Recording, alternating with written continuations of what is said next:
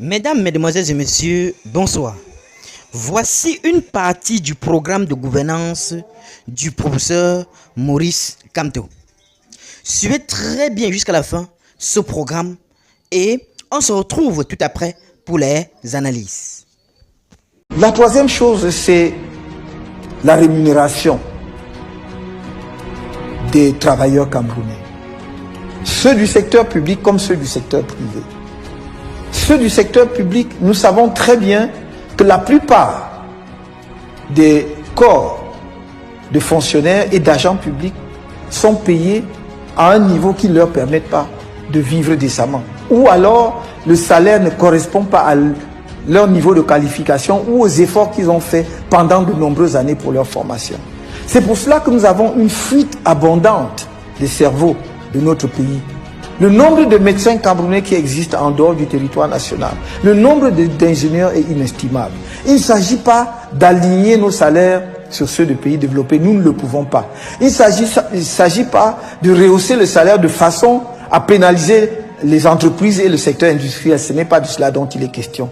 Mais il s'agit de servir aux Camerounais un salaire décent qui leur permet de vivre décemment de leur travail, qui leur permet de vivre correctement de leur travail. À cet égard, nous allons revaloriser les salaires de la fonction publique parce que c'est aussi un facteur de lutte contre la corruption.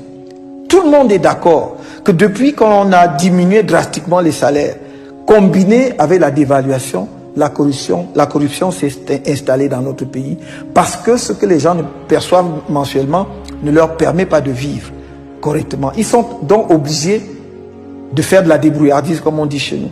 Parfois de mener 2 ou 3 activités parallèles pour boucler les fins du mois. Nous voulons revaloriser les salaires dans la fonction publique. Il ne faut pas regarder les fonctionnaires comme de simples consommateurs. La fonction publique est un maillon absolument indispensable dans le bon fonctionnement d'un État, mais aussi d'une économie. Donc, ils participent à la production et à la création des richesses. C'est pour cela qu'ils doivent être rémunérés décemment. Dans le secteur privé, évidemment, ce n'est pas à l'État de fixer les salaires. Ils continueront à être négociés entre l'entreprise et l'employé. Mais il y a un seuil minimum en dessous duquel on ne peut pas descendre et il s'agit du SMIC.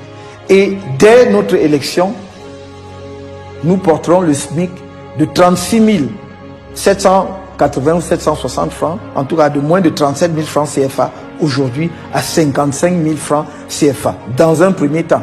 Sachant que si en cours du mandat, nous redressons l'économie et nous améliorons les performances économiques de notre pays, on augmentera progressivement ce montant.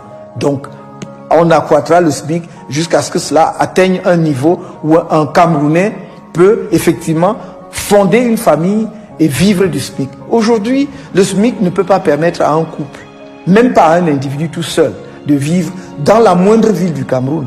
Parce que entre le loyer et l'alimentation, et je ne parle même pas du transport pour aller au travail, il ne lui reste plus rien. Donc nous avons décidé que le SMIC, dès le début du mandat, sera fixé à 55 000 francs. Nous avons choisi ce montant parce que nous sommes raisonnables. Parce qu'il ne faut pas faire une augmentation vertigineuse, rapide, que les employeurs ne pourront pas suivre, parce que ce serait ruiner les entreprises et par conséquent amener une contraction de l'emploi alors que nous voulons étendre l'emploi de façon à répondre au chômage des jeunes.